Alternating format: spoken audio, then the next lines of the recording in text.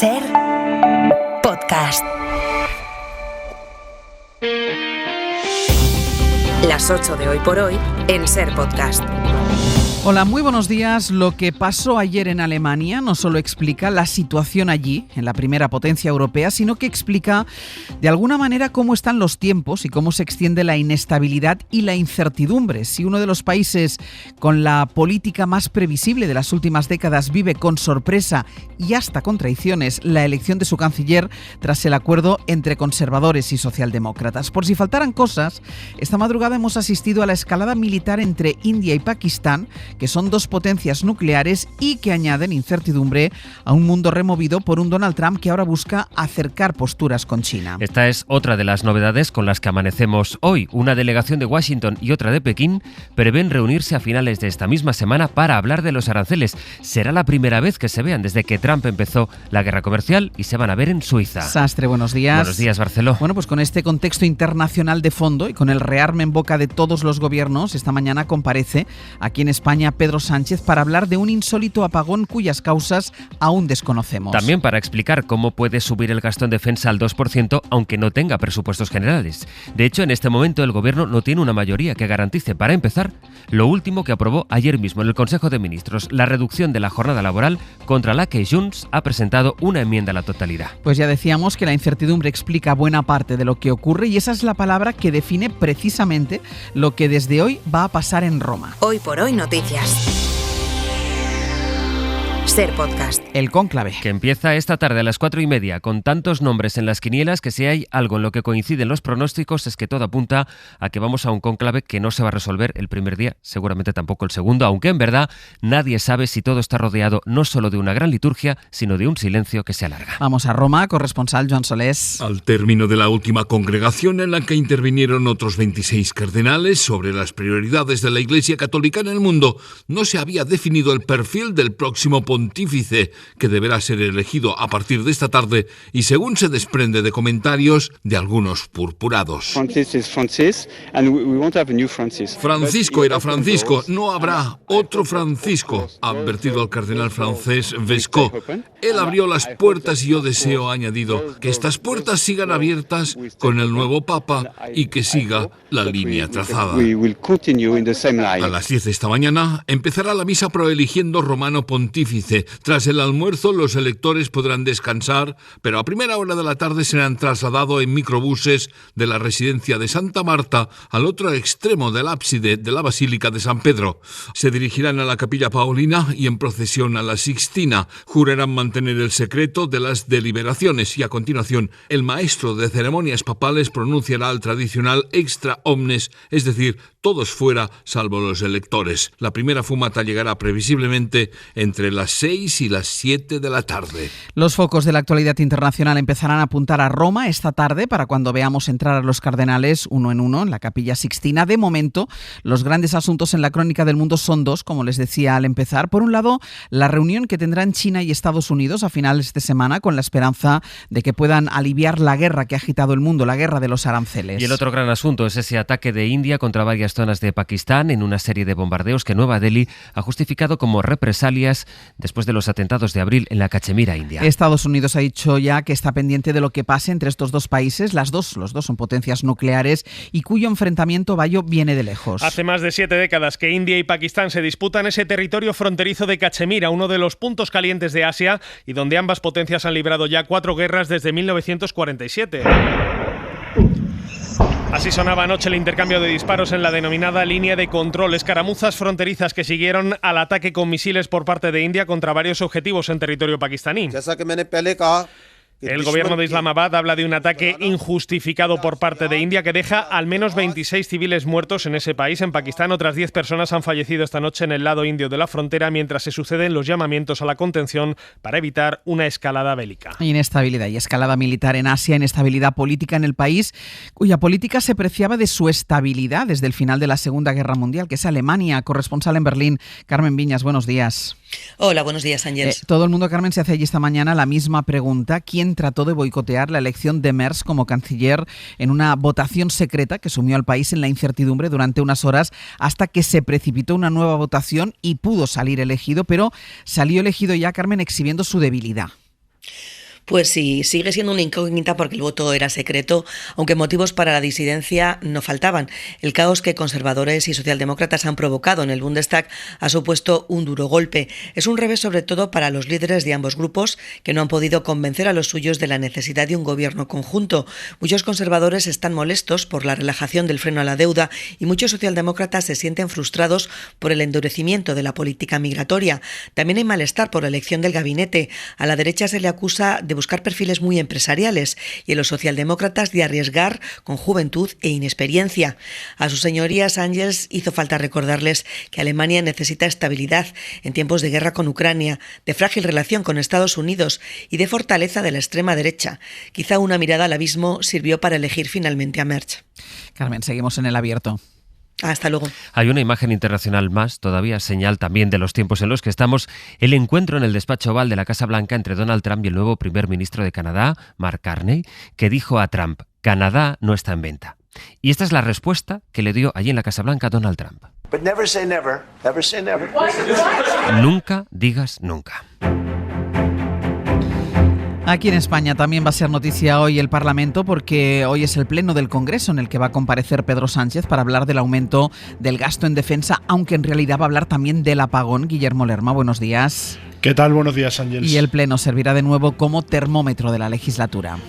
Sí, una legislatura que el Gobierno da por hecho que va a estar marcada por ese debate sobre la defensa y la seguridad, algo que en el Ejecutivo dicen conecta precisamente con la necesidad de reforzar las capacidades de España para prever esos imprevistos como el apagón. En el Gobierno dan por hecho que la pregunta que más se va a repetir hoy en el Pleno es esa: ¿qué ocurrió? ¿Qué está en el origen de ese apagón que dejó a España sin electricidad el pasado lunes? No hay ninguna certeza sobre el origen de ese cero eléctrico. Sánchez acude al Pleno sin poder aportar respuestas claras, así que el jefe del Ejecutivo va a defender que todas las posibilidades están abiertas. No hay ninguna certeza sobre el origen, así que en el Ejecutivo creen que sería una irresponsabilidad apuntar a cualquier posibilidad sin haber analizado todos los datos técnicos. Sánchez va a insistir en no descartar ninguna opción. Ayer el Pleno del Senado vivió un aperitivo de lo que va a ser la sesión de hoy. Desde esa comparecencia, Sara Agensen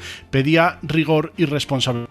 Lo peor que podríamos hacer por la ciudadanía, por la seguridad del suministro de este país, es empezar a hacer hipótesis de lo más variopinto sin ninguna certeza. Por favor, rigor para la ciudadanía, rigor en la aportación de soluciones. El presidente intentará sobre todo desmontar la imagen de colapso y caos que intenta fijar la derecha, una realidad paralela, dicen en la Moncloa. Guille, gracias. Hasta luego. Feijóo, por su parte, sumará al apagón el robo del domingo en los cables de alta velocidad para denunciar una situación de caos en el país. David Junquera, buenos días. Hola Ángel. Sanchismo en fase de paranoia. Es el resumen que hacen en Génova de lo que ellos califican como los 2 lunes negros. En la herida del apagón, en la herida del caos ferroviario, quiere hurgar hoy Feijóo, que afeará al presidente que siempre culpe a terceros sin pruebas. Mucho ciberataque, mucho sabotaje, pero pocas explicaciones y pocas disculpas. Tampoco obviará el tema del gasto en defensa, remarcando que poco podemos aportar como país para solucionar la inestabilidad que sacude Europa cuando nuestro gobierno no es capaz de garantizar el suministro eléctrico, las comunicaciones o las redes de transporte en España.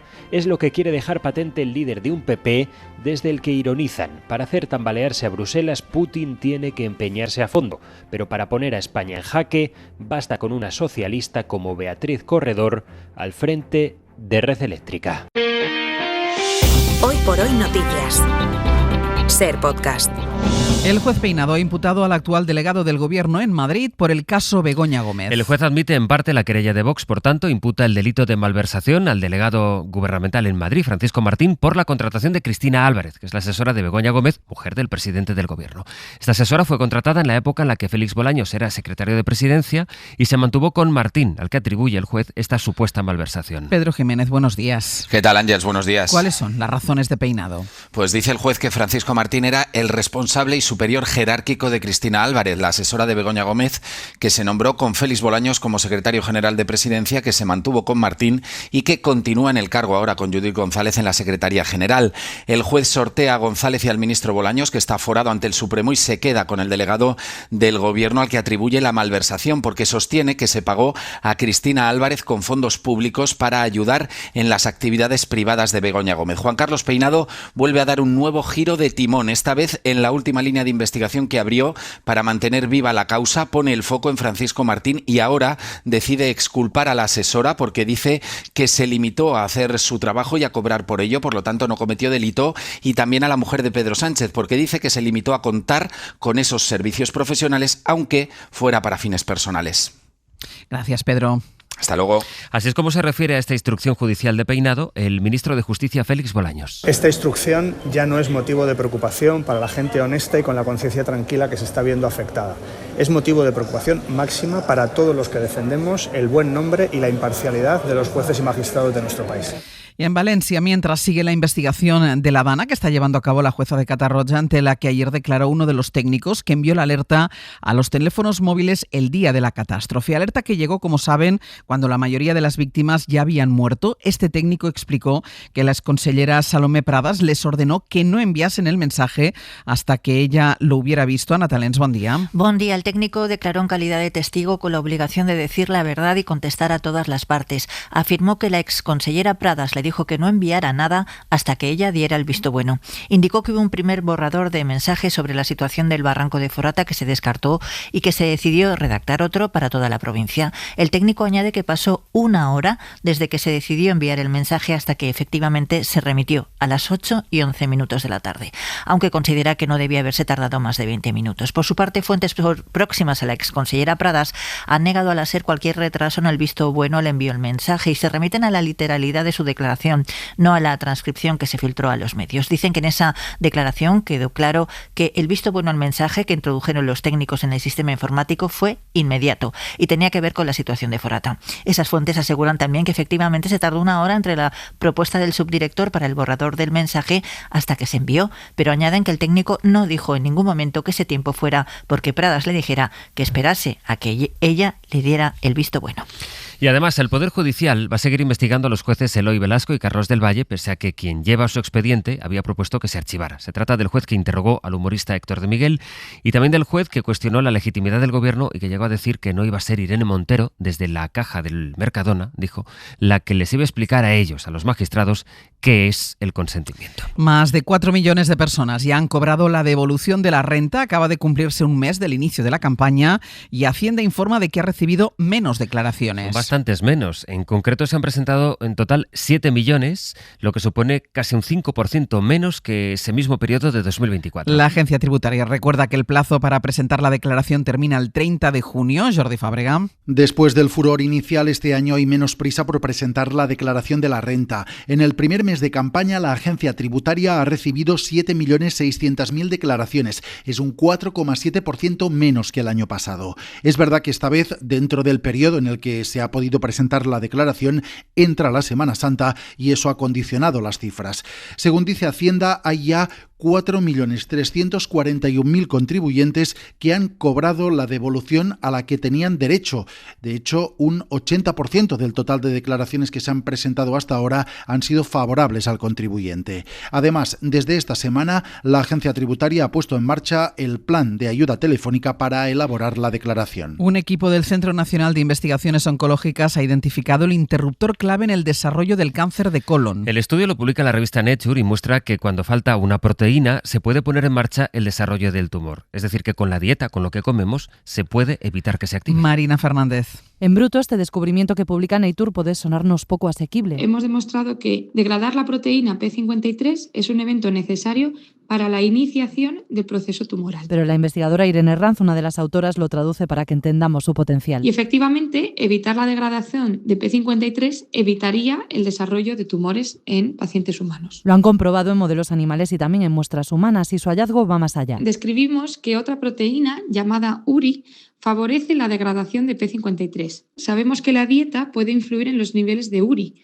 y con ello influir en los niveles de P53 y de esta manera promover o prevenir el desarrollo de los tumores. El cáncer colorectal es el más frecuente en España en la población general, con más de 40.000 nuevos diagnósticos al año. Y los nuevos médicos quieren ser dermatólogos y no médicos de familia, y eso ahonda en la carencia que ya sufren los centros de salud en buena parte del país. Mariola Lourido. 15.000 MIR a por una de las 9.000 plazas. Estos días eligen su futuro. Y oftalmología. Yo cardiología. Ginecóloga. He cogido neurocirugía. Hay una especialidad estrella. Las plazas se agotaron en tiempo récord. Yo he elegido dermatología.